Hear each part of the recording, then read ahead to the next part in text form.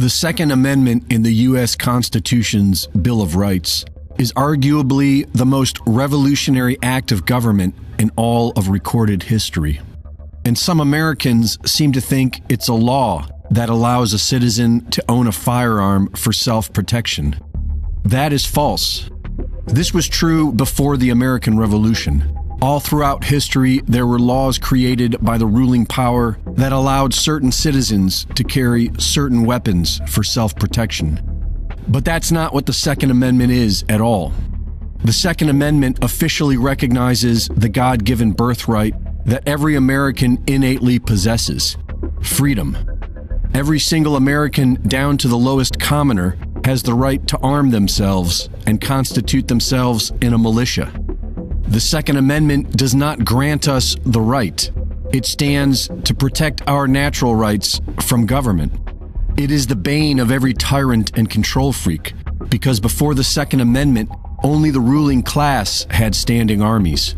The Second Amendment is the only remedy man has ever wielded against a corrupt government, and it can't be taken away or infringed upon unless we fail future generations and allow it, which is already happening. Several states have unlawfully stripped Americans of their birthright and imposed infringements upon gun ownership, which has only increased the amount of gun violence in those areas, because criminals don't obey laws. And even though the Supreme Court recently honored the Second Amendment, our corrupt Congress is working together to infringe upon all Americans. No matter what happened in Uvalde, Texas, we know that the police stood down and allowed it to happen. And after Hollywood dispatched their latest celebrity prostitute with political aspirations to dance on the graves of children, we know why they stood down. Unless you're a brainwashed zombie, it's crystal clear why the government is desperately trying to challenge the Second Amendment. The U.S. government is not only guilty of committing crimes against the American people, they're guilty of committing crimes against humanity and international war crimes. It is in fact the American citizens' duty to remedy the situation and restore the republic. Violence may often be a solution in human affairs, but it is never a good solution, and it requires very little courage to kill, if any at all. And that brings us to the First Amendment. The First Amendment is not nearly as revolutionary as the Second, but it requires more courage to wield. To peacefully stand against evil with your individual voice alone requires great courage. And if enough people were able to muster that courage, then the light of truth would overcome the darkness, and the American people would become a righteous people. This is why the tyrants in Washington, D.C. want to convict Julian Assange under the Espionage Act. They see it as a viable way to circumvent the First Amendment.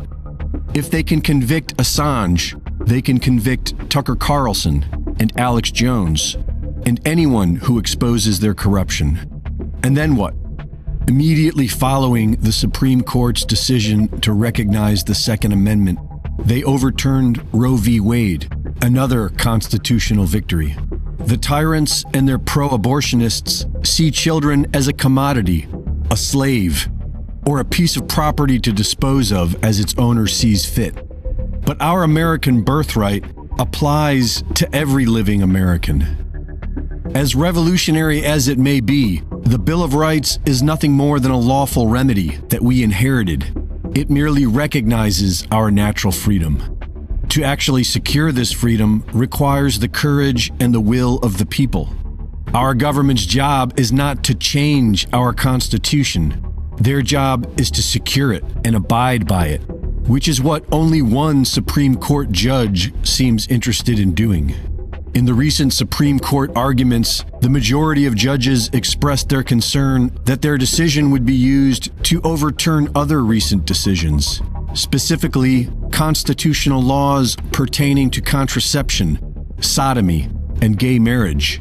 And Judge Thomas alone made it clear that these decisions should be overturned.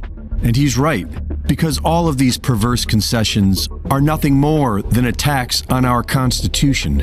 And if Americans were a serious and righteous people, we would preserve our American birthright for generations to come.